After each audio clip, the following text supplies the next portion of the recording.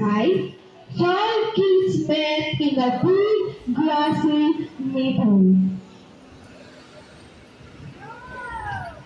Ilan nga sila? Ilan sila? Five. Okay. They didn't know each other, but something magical brought them together.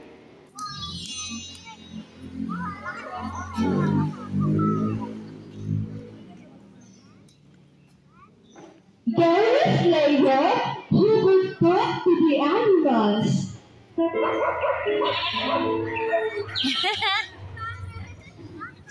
Sino nga ilan ang may kakayanan na makipag-usap sa mga hayop?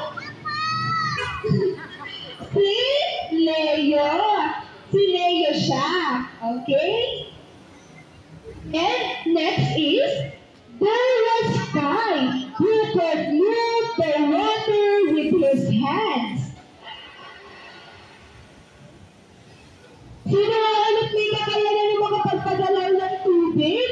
Si Sky.